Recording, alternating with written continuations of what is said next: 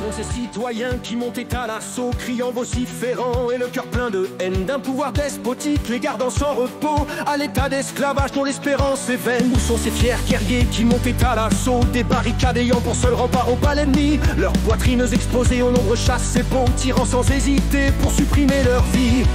Réveillez-vous, citoyens de la France, il est grand temps de choisir son destin. Réveillez-vous enfin, vous, peuple souverain, vous seuls pourrez dès lors abréger vos souffrances. Où sont ces résistants si jeunes et si lucides dans toutes ces actions qui s'imposaient à eux? Ont-ils tergiversé? Sont-ils restés placides? Ils sacrifièrent leur vie pour la plupart d'entre eux. Aujourd'hui c'est bien pire, on supprime des vies, on corrompt les consciences, combat la vérité. Tout cela sans pitié, on met au pilori ceux qui pensent et raisonnent, nous serons tous maudits. Vous ne voyez donc pas jusqu'où on nous entraîne, vous ne voyez donc pas ce qui nous pend au nez. Un monde qui ne sera que contrainte et haine, un monde de zombies et d'hommes émasculés. Réveillez-vous, citoyens de la France, il est grand temps de choisir son destin. Réveillez-vous enfin, vous, peuple souverain, vous seuls pourrez dès lors abréger vos souffrances.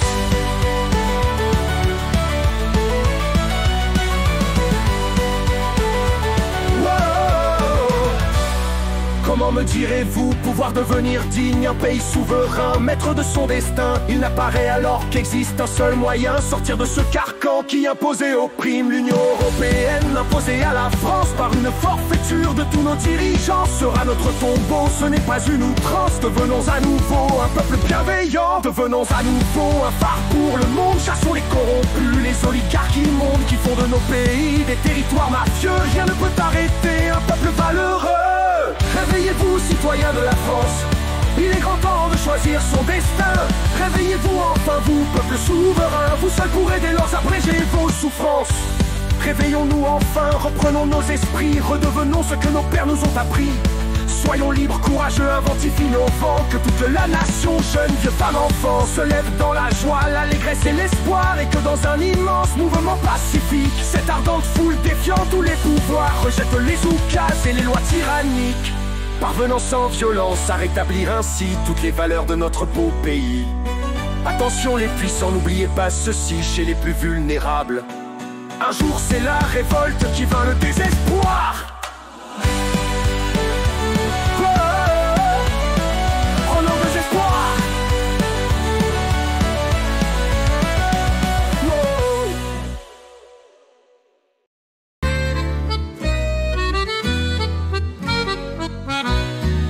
Depuis plus de 50 ans, la France en antagonie, infiltrée petit à petit par des gens très malfaisants, corrompus ou convertis, et pour certains pervertis, acquis sans aucune restriction au poison mondialisation. La France s'est donc laissée détruire, sans pour autant réagir. Lorsqu'elle a tenté de le faire, on l'a bien vite fait taire. On a trouvé des subterfuges, c'est ainsi que par cette ruse, notre pays s'est retrouvé pour très longtemps bâillonné. Ils sont dans tous les mauvais coups, ils sont infiltrés partout. Ils n'ont aucune conscience et beaucoup de malveillance. Si parfois ils apparaissent comme affables et bienveillants, soyez bien sûr braves gens, ce n'est jamais par gentillesse. Il s'agit de mieux vous tromper, de mieux vous manipuler. Ils vous maintiennent dans la peur, les prédateurs. Cela ne s'est pas fait tout seul, par malchance ou par accident. Ce plan mûri depuis longtemps devait préparer le linceul de notre souveraineté, de beaucoup de nos libertés. C'est ainsi que nos grands amis, que sont les États-Unis, ont patiemment élaboré, avec la complicité des traîtres à notre pays, tout ce qui nous arrive aujourd'hui est l'instrument de l'AGN. Ce fut l'Union européenne. Ils sont dans tous les mauvais coups, ils sont infiltrés partout. Ils n'ont aucune conscience et beaucoup de malveillance. Si parfois ils apparaissent comme affables et bienveillants, soyez bien sûr braves gens, ce n'est jamais par gentillesse. Il s'agit de mieux vous tromper, de mieux vous manipuler. Ils vous maintiennent dans la peur, le Brenata. De Gaulle avait réussi à éviter que cet ami, que sont les États-Unis, nous mettent sous protectorat. un God qui échoua depuis la mort de ce grand homme. Nous n'avons hélas plus personne qui puisse contrecarrer ce projet aussi délirant. Cela fait maintenant trop longtemps que nous sommes envahis, manipulés et assoupis. Éducation inexistante, télévision abrutissante, d'informations partisanes et faussées. Notre nation serait-elle condamnée? Allons-nous aujourd'hui comme des moutons nous laisser entraîner vers un conflit sans cause? Un conflit fabriqué par des gens en névrose, des psychopathes perdus dans leurs aberrations. Évitant d'assumer toutes leurs malversations, ils vont nous entraîner vers un Armageddon. Sommes-nous donc incapables d'une quelconque révolte? Avons-nous donc perdu toute notre dignité pour nous laisser mourir ainsi sans nous dresser? Peuple de France unis, prenons tous notre envol. Chassons ces prédateurs ignobles mandarins, redevenons un peuple fier et souverain.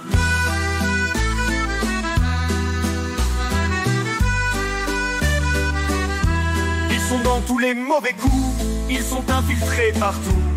Ils n'ont aucune conscience et beaucoup de malveillance. Si parfois ils apparaissent comme affables et bienveillants, soyez bien sûr braves gens, ce n'est jamais par gentillesse. Il s'agit de mieux vous tromper, de mieux vous manipuler. Ils vous maintiennent dans la peur, les radateurs.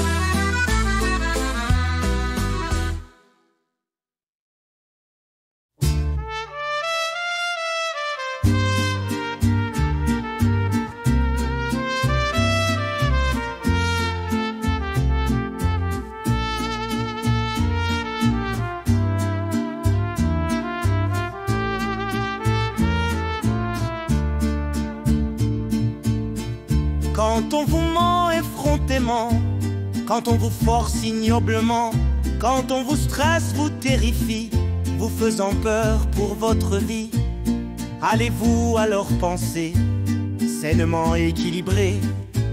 Serez-vous alors en mesure de prendre une décision qui soit empreinte de raison?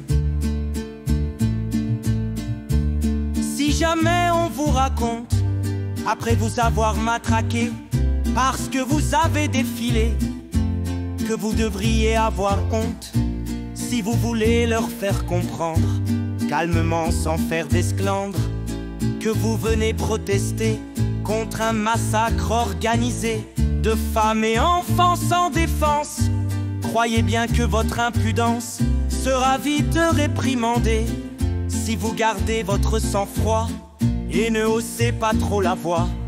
Vous pourrez peut-être rester pour un temps en bonne santé. L'homme sans liberté, l'homme sans fierté, l'homme qui tête baissée n'ose plus s'exprimer, l'homme qui abandonne devant ceux qui l'ont enchaîné. Toute velléité de révolte a-t-il encore sa dignité?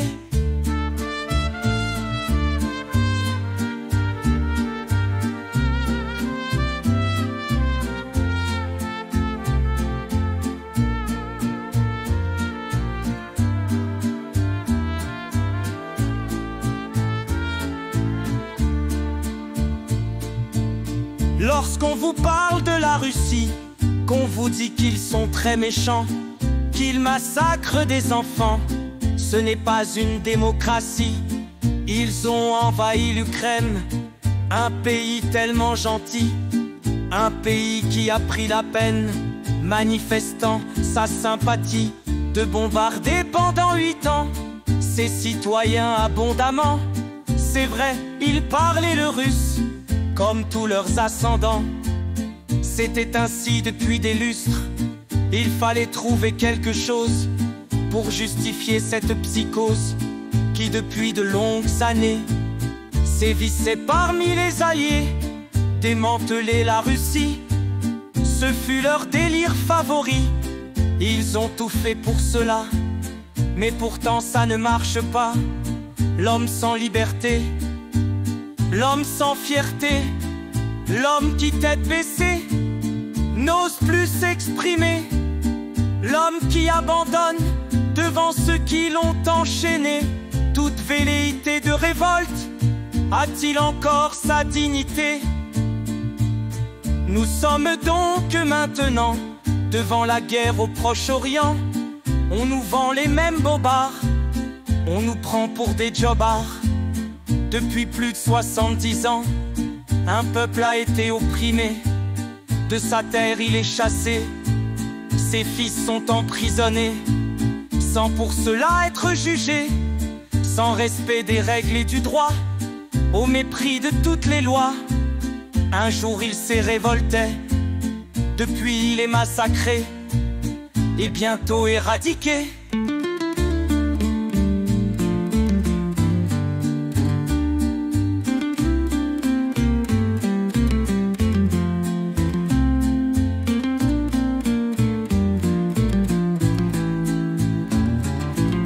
Chez nous ce n'est guère mieux, dirigé par des mafieux.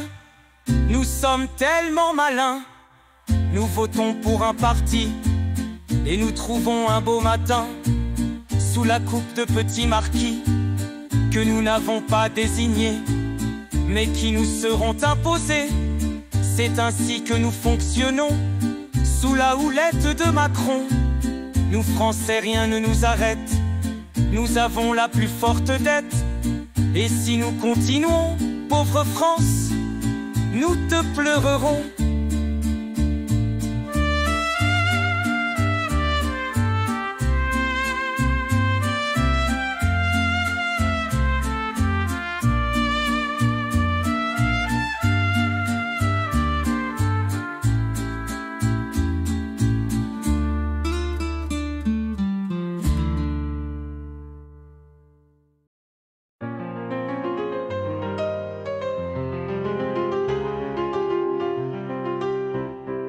Espoir de vivre encore un peu, espoir d'être encore heureux, espoir que nos libertés puissent être enfin retrouvées, espoir de redresser la tête, espoir d'effacer notre dette, espoir que notre dignité ne soit plus constamment piétinée, espoir que tous les salopards qui ont détruit notre pays soient très vite mis au rencard, jugés, condamnés et dénis. Quand on se berce d'espérance, on fait le lit de la souffrance. On attend un espoir sans faille, nous fait vivre et nous tenaille. Puis tout s'écroule d'un seul coup. Tout cela n'était pas pour vous. Votre mal est alors immense. Vous aviez beaucoup trop pensé, vous aviez beaucoup trop rêvé. Plus rien n'a alors d'importance. C'est pourtant de cette souffrance que vous allez sortir grandi, quand vous aurez alors compris qu'il n'était nul besoin d'espérance. Je porte en moi la volonté de ne plus jamais espérer. Je voudrais toujours conserver cette parcelle de dignité, cette dimension sacrée qui me permet d'avancer, quelquefois contre vents et marées. C'est ça qui est important, garder un esprit conquérant, sans cultiver un vain espoir d'œuvrer toujours pour la victoire. Il suffit de participer au bien de l'humanité. Quand on se berce d'espérance, on fait le lit de la souffrance. On attend un espoir sans faille, nous fait vivre et nous tenaille. Puis tout s'écroule d'un seul coup. Tout cela n'était pas pour vous. Votre mal est alors immense. Vous aviez beaucoup trop pensé, vous aviez beaucoup trop rêvé. Plus rien n'a alors d'importance. C'est pourtant de cette souffrance que vous allez sortir grandi, quand vous aurez alors compris qu'il n'était nul besoin d'espérance. Je porte en moi la volonté de ne plus jamais espérer. Je voudrais toujours conserver cette parcelle de dignité, cette dimension sacrée qui me permet d'avancer, quelquefois contre vents et marées.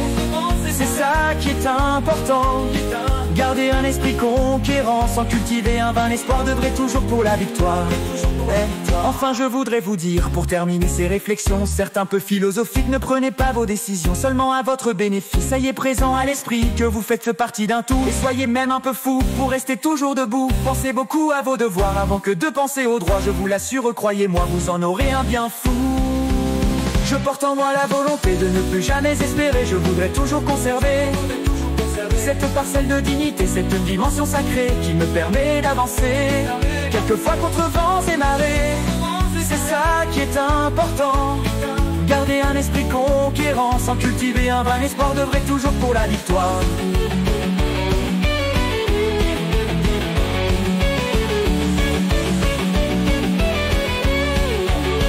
Enfin je voudrais vous dire, pour terminer ces réflexions, certes un peu philosophiques, ne prenez pas vos décisions seulement à votre bénéfice. Soyez présent à l'esprit, que vous faites partie d'un tout, et soyez même un peu fou, pour rester toujours debout. Pensez beaucoup à vos devoirs avant que de penser au droit. Je vous l'assure, croyez-moi, vous en aurez un bien fou. Je porte en moi la volonté de ne plus jamais espérer. Je voudrais toujours conserver cette parcelle de dignité, cette dimension sacrée qui me permet d'avancer, quelquefois contre vents et marées. C'est ça qui est important, garder un esprit conquérant sans cultiver un vain espoir, d'œuvrer toujours pour la victoire.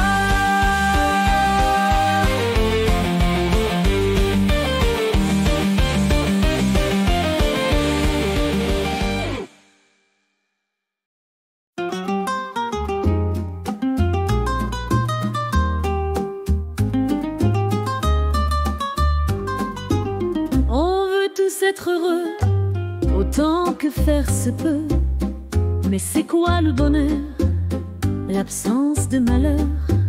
On s'est interrogé depuis l'Antiquité. C'est un peu compliqué, je vais vous l'expliquer. Quand on a bien travaillé, qu'on a gagné beaucoup d'argent, que votre femme et vos enfants sont tous très bien habillés, on vous regarde avec envie, vous n'avez plus guère de soucis. Pourtant au-dedans de vous, vous avez un rêve un peu fou. Changer de vie, partir au loin, pourquoi donc cet esprit chafouin? On veut tous être heureux, autant que faire se peut. Mais c'est quoi le bonheur? L'absence de malheur. On s'est interrogé depuis l'Antiquité. C'est un peu compliqué, je vais vous l'expliquer. Votre bonheur n'est pas complet, vous êtes toujours insatisfait. Il vous en faut toujours plus, vous avez peur d'être un minus. Vos amis qui sont mieux lotis vous regardent avec mépris.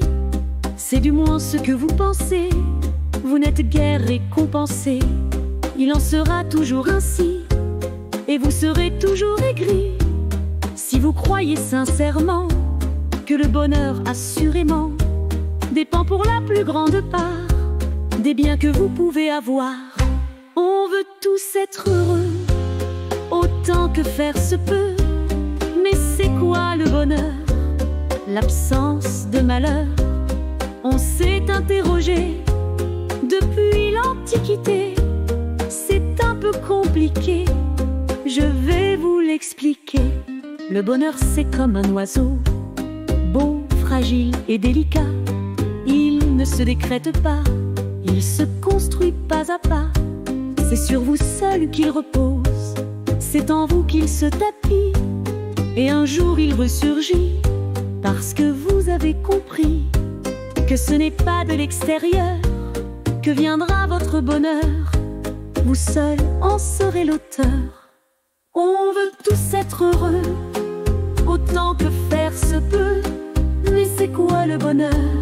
L'absence de malheur. On s'est interrogé depuis l'Antiquité.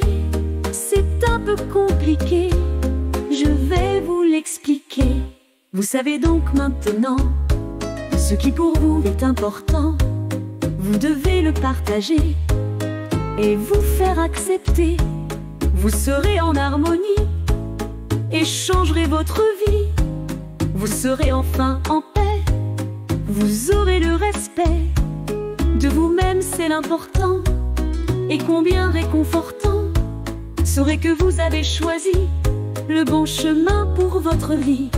On veut tous être heureux, autant que faire se peut. Mais c'est quoi le bonheur? L'absence de malheur. On s'est interrogé depuis l'Antiquité. C'est un peu compliqué, je viens de l'expliquer.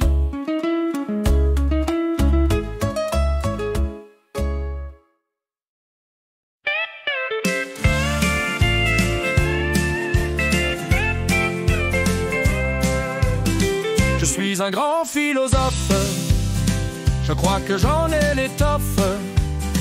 Je pense, j'écris, je vends des livres. Et oui, il faut bien survivre. Et bien que je sois libertaire, je dois quelquefois me taire. Et aussi souvent adopter les narratifs imposés. Pas question de le reconnaître. Pas question de le reconnaître. Ce serait ma mort assurée. Et si je veux encore paraître, je dois nier, nier, nier. Et pendant cette pandémie qui a ravagé le pays, cru un moment ce qu'on disait, ce que tous les médias racontaient. Je ne pouvais imaginer, bien que me croyant libéré, qu'on pouvait délibérément pouvoir tromper ainsi les gens. Je me suis bien vite aperçu que ce à quoi j'avais cru n'était en fait que tromperie, manipulation, vilainie. Je m'étais beaucoup engagé, je ne pouvais plus reculer. Je n'en avais pas le courage, et bien qu'au fond de moi j'enrage. Si je veux encore exister, je dois nier, nier, nier. Je suis un grand philosophe, je crois que j'en ai l'étoffe. Je pense, j'écris, je vends des livres. Et oui, il faut bien survivre. Et bien que je sois libertaire, je dois quelquefois me taire. Et aussi souvent adopter les narratifs imposés. Pas question de le reconnaître. Pas question de le reconnaître. Ce serait ma mort assurée. Et si je veux encore paraître, je dois nier, nier, nier. Le malheur à notre époque, ce sont les réseaux sociaux. Je les défends sans équivoque, mais ce n'est que du pipeau. Je n'en pense pas un mot, je les exècre et les vomis. Ils me traquent, m'ont presque détruit. Je ne peux plus m'exprimer sans qu'une quelconque écervelée vienne preuve à l'appui, me rappeler mes inepties. C'est tout à fait insupportable et pour tout dire inconfortable. Je ne peux même plus compter sur ceux qui m'avaient supporté. Ils sentent aussi le vent tourner. Je crois bien qu'ils vont me lâcher. Je suis un grand philosophe, je crois que j'en ai l'étoffe. Je pense, j'écris, je vends des livres. Et oui, il faut bien survivre. Et bien que je sois libertaire, je dois quelquefois me taire. Et aussi souvent adopter les narratifs imposés. Pas question de le reconnaître. Pas question de le reconnaître. Ce serait ma mort assurée. Je ne pourrais plus paraître. J'ai trop nié, nié, nié. Je suis en pleine débandade, ne sais à quel sein me vouer. Bien que je sois bien préparé, ne sais à quel sein me vouer. Puis-je éviter des gringolades, honte et des considérations. Au final, ma destruction. Je ne serai plus philosophe, je ne serai plus écouté pour avoir voulu préserver une réputation usurpée. Je cours à la catastrophe, comment en suis-je arrivé là? Pourquoi suis-je tombé si bas? J'aurais dû au moins reconnaître, naître mes erreurs et imprécations, sans aucune justification. Peut-être aurais-je pu renaître, il est trop tard maintenant. Je suis foutu et pour longtemps. J'étais un grand philosophe, je croyais en avoir l'étoffe. J'écrivais et vendais des livres, et oui, il fallait bien vivre. Bien que je fus libertaire, je devais quelquefois me taire. et aussi souvent adopté les narratifs imposés. Pas question de le reconnaître, pas question de le reconnaître. C'était ma mort assurée. Je ne pourrais plus paraître. J'ai trop nié, nié, nié.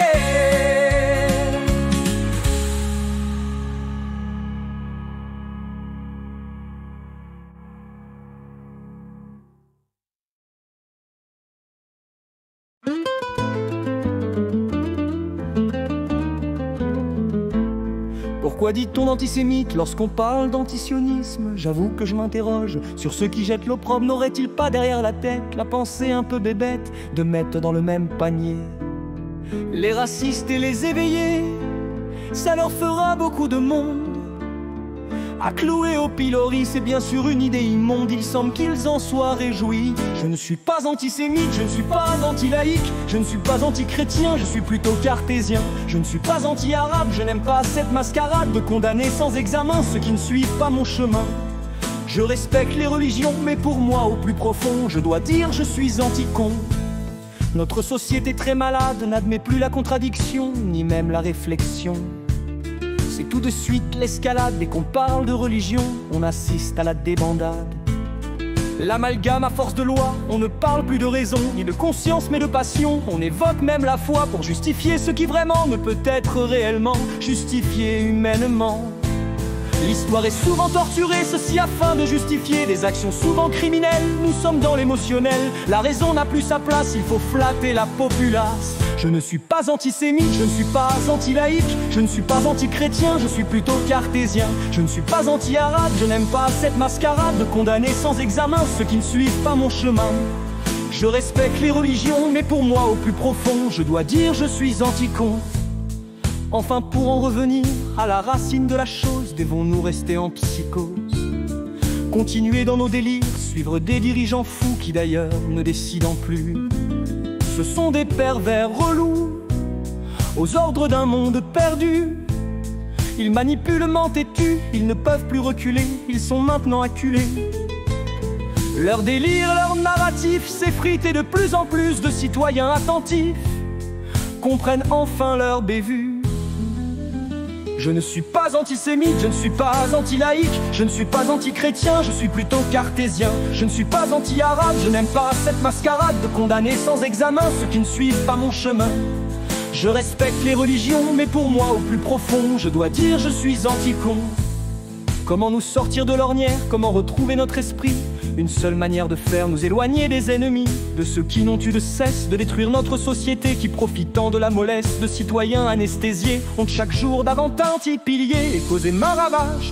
Devenons à nouveau de fiers combattants, chassons tous ces mafieux qui sucent notre sang. Reprenons nos esprits, réveillons nos consciences, redonnons sa splendeur à notre belle France. Je ne suis pas antisémite, je ne suis pas anti-laïque, je ne suis pas anti-chrétien, je suis plutôt cartésien. Je ne suis pas anti-arabe, je n'aime pas cette mascarade de condamner sans examen ceux qui ne suivent pas mon chemin.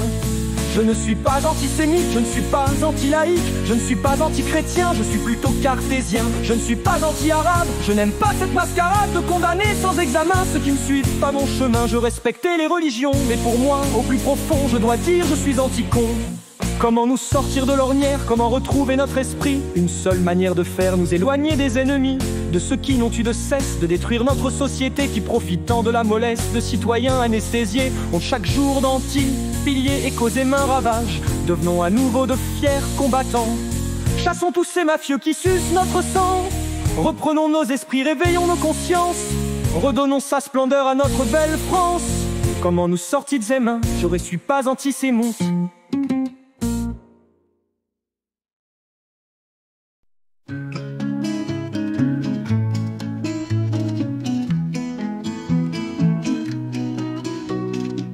Vous avez eu l'école idiot qui était tellement finot qu'il savait avant tout le monde des vérités nauséabondes, à savoir que ces injections empêchaient la contagion. Bien sûr, il n'en était rien, et cette équipe de vauriens ne faisait que répéter un narratif bien rodé.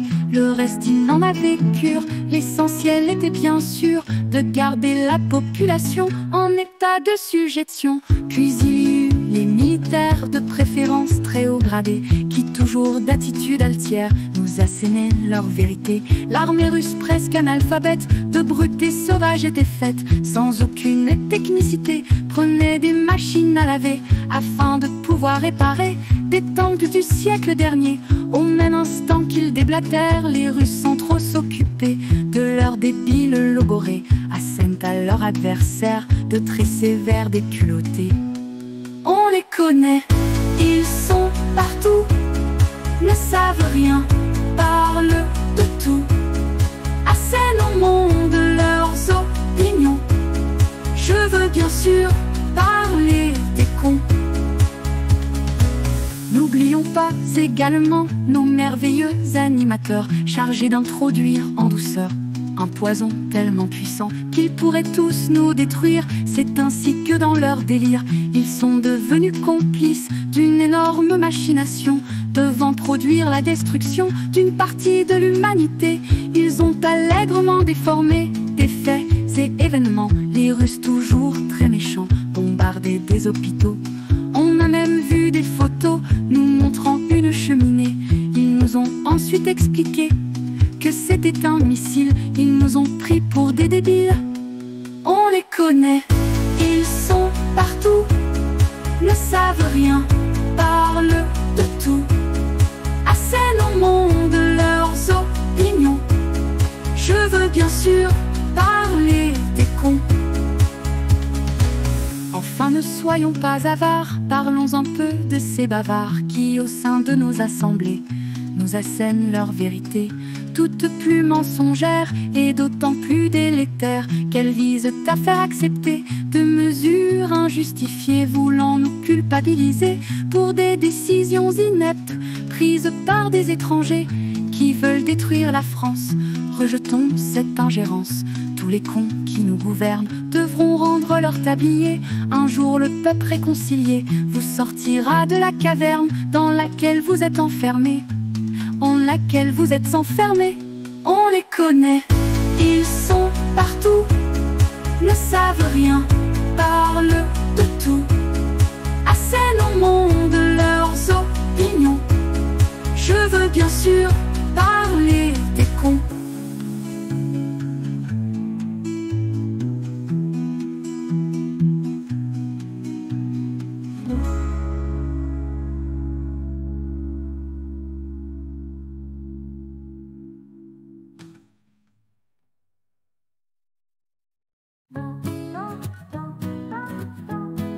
Yeah.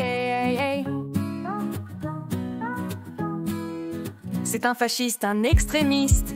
Il n'a rien compris au wokisme, pas plus qu'aux homosexuels, qui sont pourtant consensuels.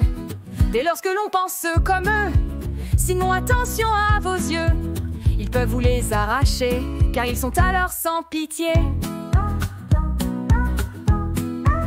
Il est aussi contre la guerre, pourtant c'est ce qu'on a fait naguère. Et tout se passait très bien, on était entre copains. On pouvait vendre nos armes, sans que les peuples s'alarment. Si maintenant ce président veut nous piquer notre argent, il va nous falloir réagir et mettre un frein à ses désirs. Ce président nous embête, ce président ne vaut rien. Élu par les Américains, il ne fait pourtant pas recette chez les gens très importants, qui sont ceux qui comptent vraiment. Nous allons nous arranger pour bientôt tout terminer. Voilà qu'il déclare la guerre aux sociétés humanitaires qui n'ont présent à l'esprit que de guérir les maladies.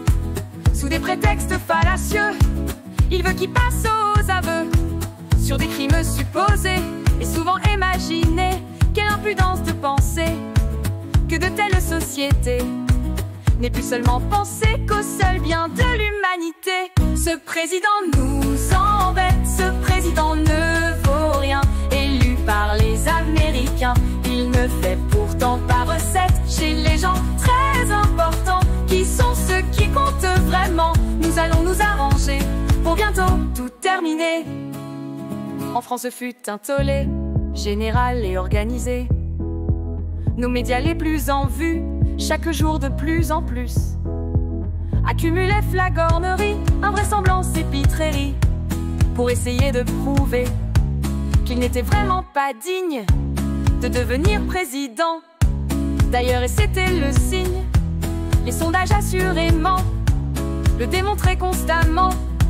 Ces médias, comme à l'habitude, vautrés dans leur turpitude, furent encore ridiculisés, éblouissants d'indignité. Ce président nous embête, ce président ne vaut rien. Élu par les Américains, il ne fait pourtant pas recette chez les gens très importants, qui sont ceux qui comptent vraiment. Nous allons nous arranger pour bientôt tout terminer. Par bonheur, les Américains ont, dans un élan splendide, compris qu'il fallait mettre fin à cette comédie sordide. Fini wokisme, guerre, mensonge, compromission et corruption, dans lesquelles l'Amérique plonge sans beaucoup de restrictions. Fini les ordres échevelés de pauvres airs déboussolés, envahissant votre pays, faisant le miel des nervis, qui, profitant de leur détresse, agissant sans délicatesse, va les exploiter à l'envi. Tout cela est enfin fini. Donald Trump est donc président, espérons-le pour longtemps. Ce président nous embête, ce président ne vaut rien. Élu par les Américains, il ne fait pourtant pas recette chez les gens très importants, qui sont ceux qui comptent vraiment. Nous voulions nous arranger, mais ne pourrons terminer.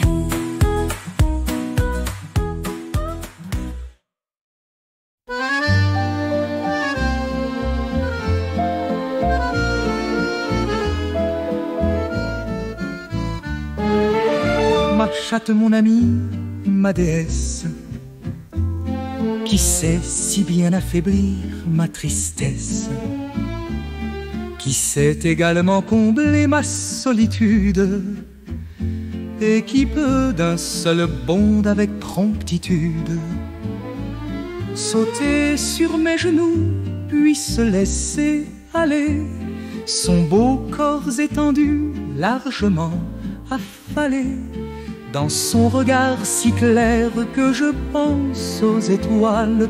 Je me mets à rêver et à hisser les voiles. Mon rêve d'un coup de patte très vite interrompu, qui veut dire simplement l'heure est enfin venue, que nous puissions parler sans aucune parole. Je sais dès lors qu'il faut que je cajole, que je gratte derrière son cou, que je dise des mots doux.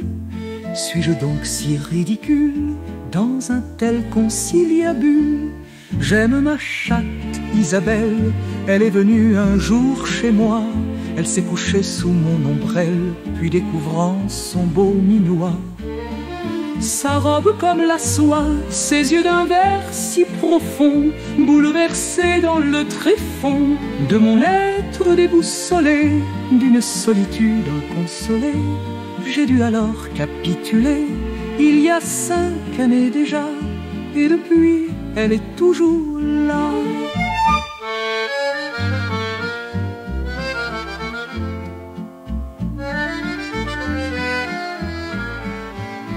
Nous sommes des amis, de ça je suis certain, ce qui ne veut pas dire que ma chatte Isabelle soit toujours dans mes pieds à tenir la chandelle. Elle est indépendante et suivant son instinct, elle sent toujours à chaque instant ce qu'elle doit faire, venir auprès de moi ou bien se détourner.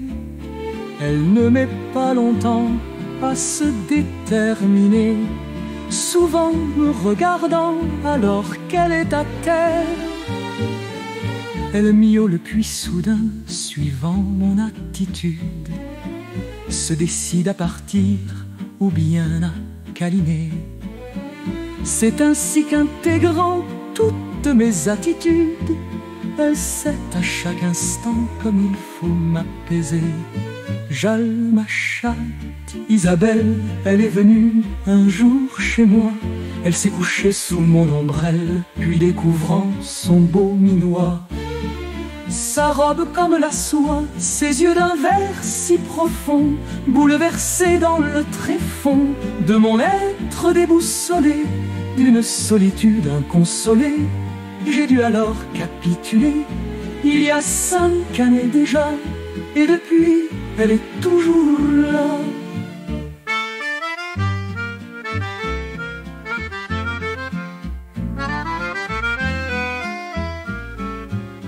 Ira-t-elle courir seule vers de lointains virages? Toutes ces pensées qui courent dans ma tête, il semblerait parfois qu'elle les comprenne aussi. Elle est beaucoup moins calme quand je suis en souci, et elle en oublie de me faire des fêtes. Je sais que cette histoire va vous paraître folle. Vous me considérez comme étant abruti. Je peux vous assurer en donnant ma parole que ma chatte compte plus que beaucoup d'entre vous. Elle ne me déçoit pas, elle ne trahit jamais. Et si assez souvent elle fait ce qui lui plaît, c'est non pour me déplaire ni pour me rendre fou. J'aime ma chatte, Isabelle est venue un jour chez moi. Elle s'est couchée sous mon ombrelle, puis découvrant son beau minois.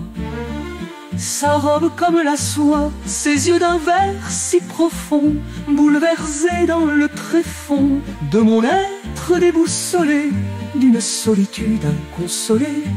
J'ai dû alors capituler, il y a 5 années déjà, et depuis, elle est toujours là.